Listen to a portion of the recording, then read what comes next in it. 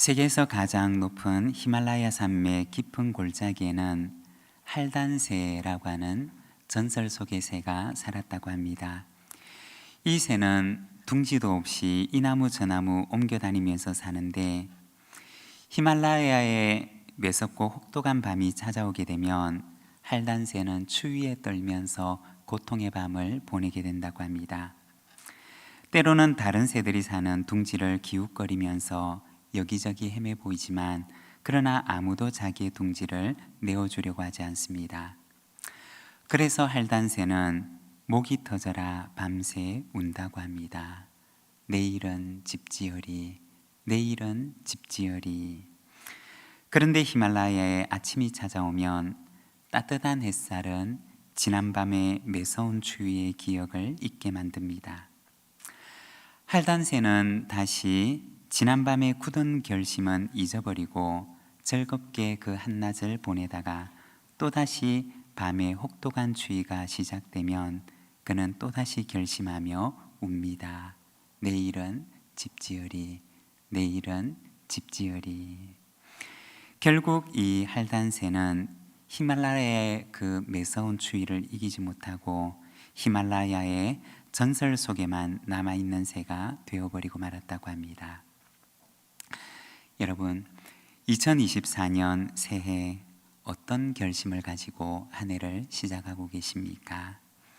히말라야의 전설 속의 새처럼 지난밤의 결심은 잊어버리고 후회하는 나날을 맞이하는 것이 아니라 어제의 결심으로 오늘을 새롭게 만들어가는 변화의 해, 성장의 해를 만들어 가시기를 바랍니다.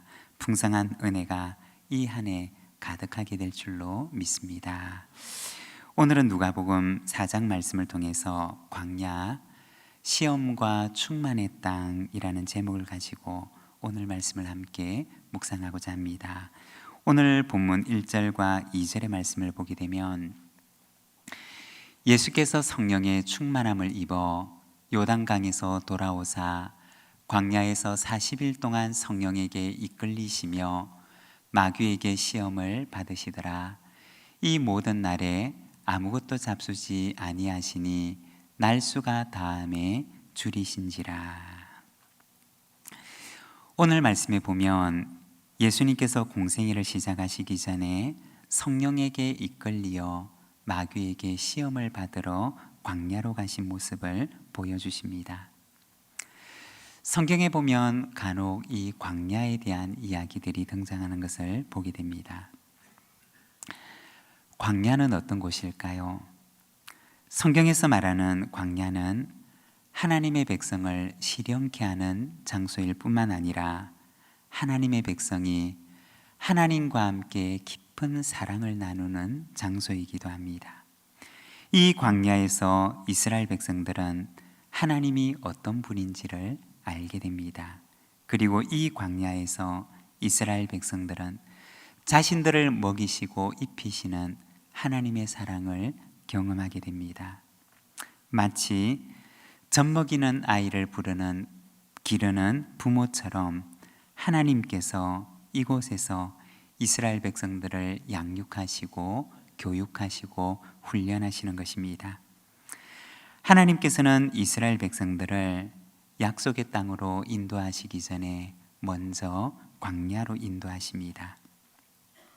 그러면 이 광야라고 하는 곳은 불필요한 곳일까요? 이 광야라고 하는 곳은 가지 않아도 되고 또 가서는 안 되는 곳일까요? 그렇지 않았습니다. 광야는 약속의 땅에 들어가기 전에 반드시 통과해야 하는 곳이었고, 그리고 그곳으로 인도하시는 분은 바로 하나님이셨습니다. 오늘 우리가 읽은 이 말씀에도 보면 성령에게 이끌리어 마귀에게 시험을 받으러 가시는 예수님의 모습을 보여주고 있습니다. 무엇을 말씀하시는 것일까요? 시험마저도 하나님의 인도하심과 하나님의 섭리의 과정 가운데 하나라는 것입니다. 광야에서의 시험과 광야에서의 시련마저도 하나님의 섭리 가운데 합력하여 선을 이룬다는 것입니다. 사랑하는 여러분, 우리의 인생의 광야를 만나십니까? 우리의 인생의 시련과 그리고 시험을 만나십니까? 그것마저도 하나님의 섭리 가운데 있으며 하나님의 섭리 속에 그 모든 것들이 합력하여 선을 이루게 될 줄로 믿습니다. 오늘은 공생애를 시작하시면서 광야의 시험을 이기신 예수님을 바라보며 새해를 시작하는 우리에게 주시는 하나님의 말씀에 우리가 귀를 기울이기를 원합니다. 먼저 첫 번째, 이 새해를 맞이하는 권면은 말씀으로 사세요 라는 것입니다. 우리 3절과 4절의 말씀을 우리 자막을 보면서 함께 봉독하겠습니다. 마귀가 이르되 내가 만일 하나님의 아들이거든 이 돌들에게 명하여 떡이 되게 하라. 예수께서 대답하시되 기록된 바 사람이 떡으로만 살 것이 아니라 하였느니라. 아멘. 마귀의 첫 번째 시험은 내가 만일 하나님의 아들이라면 이 돌들에게 명하여 떡이 되게 하라고 하는 것이었습니다. 우리가 성경을 보게 되면 성경 속의 많은 인물들이 하나님의 위대한 사역으로 쓰임을 받기 전에 먼저 시험을 받는 모습을 보여줍니다. 다니엘서 1장 말씀을 보게 되면 바벨론의 포로로 잡혀간 다니엘의 모습을 보여줍니다. 거기에서 다니엘은 먼저 시험을 받게 됩니다. 그때 다니엘은 하나님 앞에서 자신의 마음을 정합니다. 왕의 음식과 포도주로 자신을 더럽히지 않겠다고 그는 먼저 그의 마음을 하나님 앞에 정하게 됩니다. 다니엘에게 찾아왔던 그 시간은 시련의 시간이었을 것입니다. 그리고 그를 시험케 하는 시간이었고 또한 갈등과 선택의 시간이었을 것입니다. 하지만 그는 그때 자신의 마음을 하나님께로 정하게 됩니다. 어린 날에 찾아왔던 그 시련의 시간, 그의 마음을 시험케 했던 그 시간은 훗날 다니엘을 잊게 했던 시간이었던 것입니다. 만일에 다니엘이 그 시험에 통과하지 못했더라면 어떻게 되었을까요? 아마도 우리는 우리가 지금 알고 있는 다니엘을 성경 속에서 만나지 못했을 것입니다. 마귀의 첫 번째 시험은 앞으로 예수님께서 가게 되실 그 길을 보여주는 시험이었습니다. 예수님께서 어떤 길을 걸어가게 될는지를 보여주는 시험이었던 것입니다. 마귀는 주린 예수님에게 찾아와서 돌을 명하여 떡이 되게 하라고 말을 합니다. 이 시험의 의미는 무엇이냐? 시간을 거슬러 올라가 보게 되면 이스라엘 백성들이 광야에 있을 때 그들은 굶주림과 목마름으로 심한 불평을 하게 됩니다. 그때 하나님께서는 모세에게 말씀하십니다. 출애굽기 16장 4절의 말씀을 보게 되면 그때 여호와께서 모세에게 이르시되 보라 내가 너희를 위하여 하늘에서 양식을 비같이 내리리니 백성이 나가서 일용할 것을 날마다 거둘 것이라. 이같이 하여 그들이 내 율법을 준행하나 아니하나 내가 시험하리라. 그들이 불평했던 이유는 무엇이었느냐? 광야에서 그들은 그들을 공급하시고 그리고 그들을 먹이시고 입히시는 하나님을 믿을 수가 없었고 또 그 하나님을 기다릴 수가 없었던 것입니다. 마귀는 40일을 광야에서 줄인 예수님에게 찾아와서는 빨리 돌을 명해서 떡이 되게 해서 너의 굶주림을 면하게 하라고 말을 합니다. 아마도 그 옛날 이스라엘 백성들에게 이와 같은 유혹이 주어졌더라면 그리고 그들에게 떡을 만들 능력이 있었다면 그들은 당장 그렇게 하고도 남았을 것입니다. 그러나 예수님께서는 하나님의 아들로서의 능력을 그렇게 사용하시지를 않으셨습니다. 우리를 돌보시고 입히시는 하나님 아버지의 사랑을 굳건하게 믿고 하나님을 기다렸습니다. 그리고 말씀하십니다. 사람이 떡으로만 사는 것이 아니요 하나님의 말씀으로 사는 것이다 라고 하십니다. 하나님의 아버지 되심을 절대적으로 신뢰하면서 육적인 양식뿐만 아니라 영적인 양식을 공급하시는 하나님을 바라보십니다. 2024년 새해를 시작하는 우리에게도 주님께서는 역시 동일하게 말씀하십니다. 사람이 떡으로만 사는 것이 아니라 하나님의 말씀으로 사는 것이다. 세상은 우리에게 떡을 위해 살라고 말하지만 그러나 주님께서는 우리에게 사람은 하나님의 말씀으로 사는 것이다 라고 말씀하십니다. 이 한 해 육의 양식도 중요하지만 그러나 우리의 영혼을 살리는 생명의 양식의 중요성을 기억하고 말씀을 가까이 하고 말씀을 사랑하고 그리고 말씀에 순종하는 능력을 경험하는 저와 여러분의 삶이 되시기를 바랍니다. 그리고 두 번째는 하나님의 영광을 위해서 사세요. 5절에서 8절까지 말씀을 우리가 자막을 보면서 함께 봉독하겠습니다. 마귀가 또 예수를 이끌고 올라가서 순식간에 천하만국을 보이며 이르되 이 모든 권위와 그 영광을 내가 네게 주리라. 이것은 내게 넘겨준 것이므로 내가 원하는 자에게 주노라.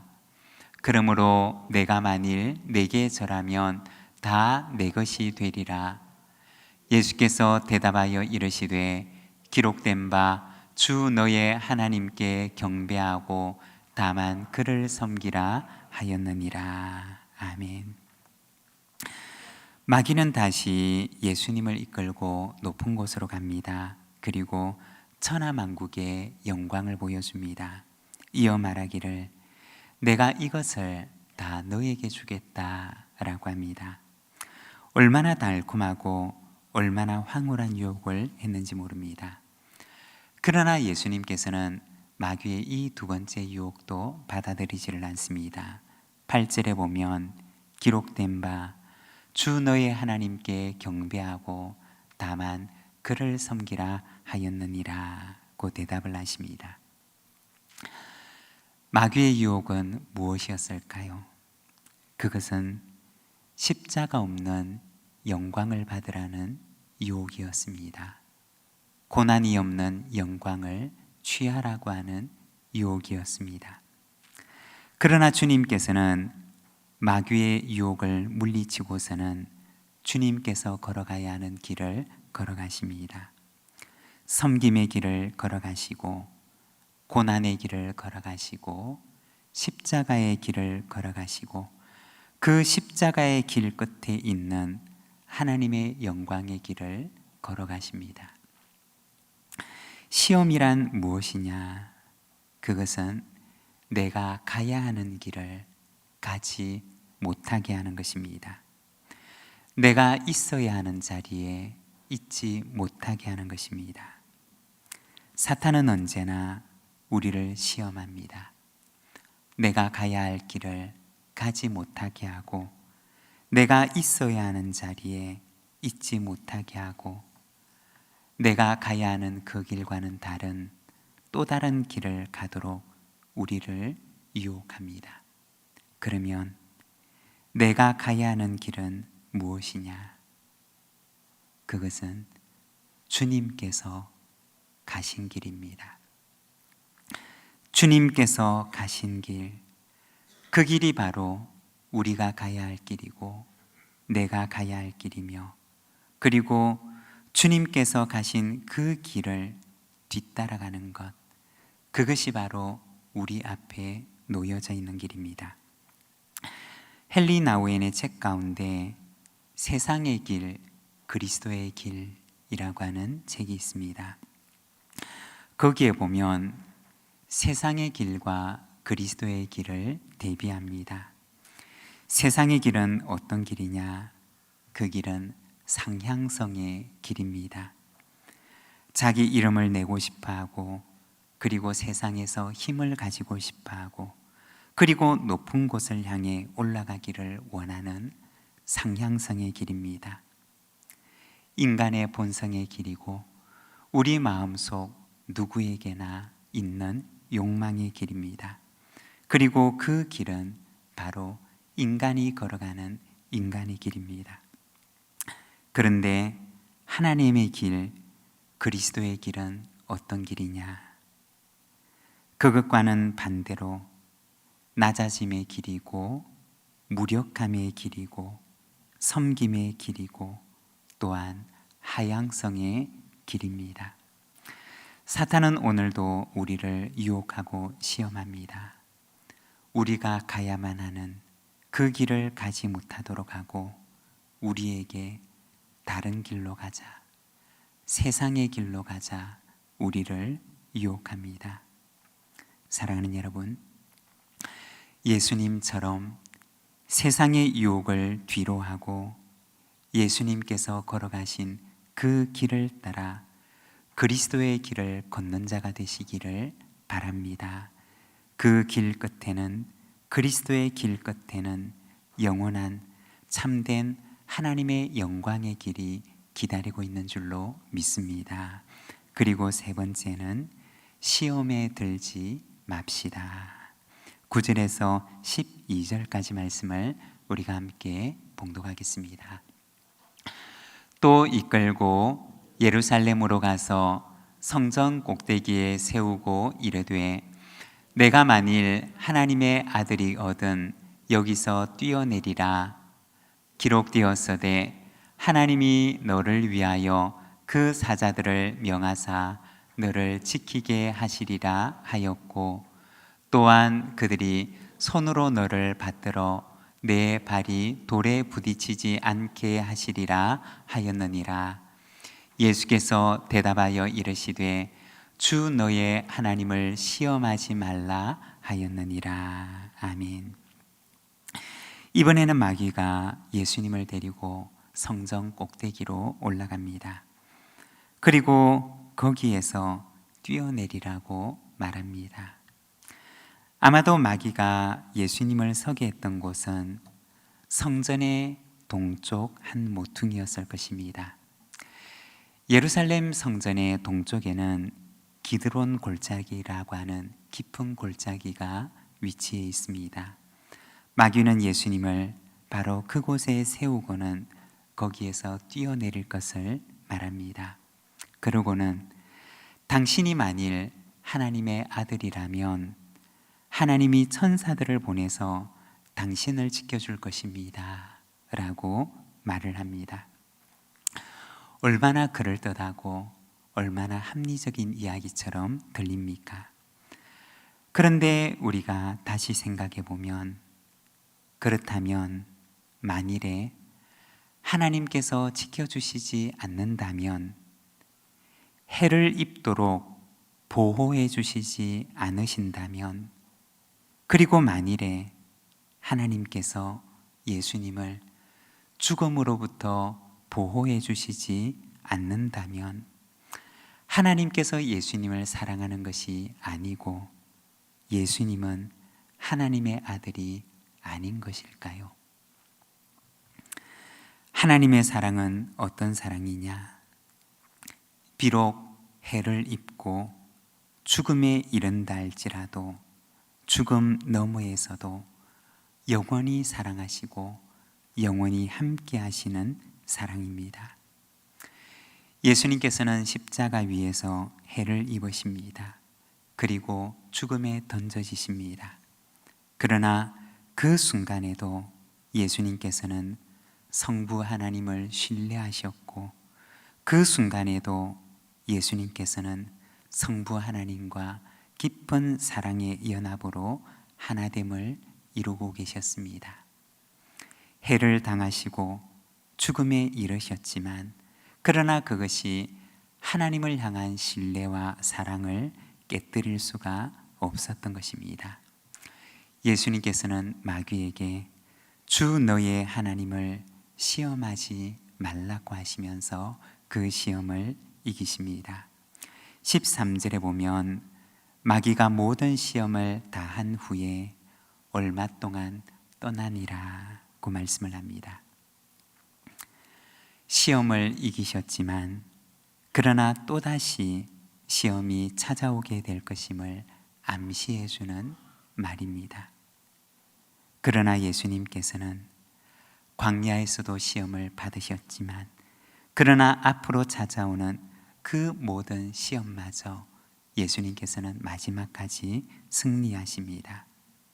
사랑하는 여러분, 예수님께서도 광야에서 시험을 받으심처럼 오늘 우리에게도 역시 동일한 시험거리와 동일한 유혹거리들이 찾아올 수가 있습니다. 그때 시험에 빠져서 내가 가야 할 길을 가지 못하고 그리스도의 길을 떠나서 세상의 길을 따르는 자가 아니라 시험이 와도 주님께서 가신 길을 끝까지 따라가는 저와 여러분의 삶이 되시기를 바랍니다. 우리 시간 함께 기도하기를 원합니다. 2024년 이 한 해 시험을 이기신 주님을 본받아서 이 한 해 우리도 주님을 따라 세상의 길이 아니라 그리스도의 길을 따라가는 자가 되게 하여 주시옵소서. 어떤 시험이 찾아온다 할지라도 그 시험이 우리의 하나님과 우리 사이에 그 사랑의 관계를 무너뜨리지 못하고 하나님과 더 깊은 사랑과 신뢰 속에 연합과 하나됨을 이루는 이 한 해가 되게 하여 주시옵소서. 우리 시간 함께 기도하며 나가겠습니다.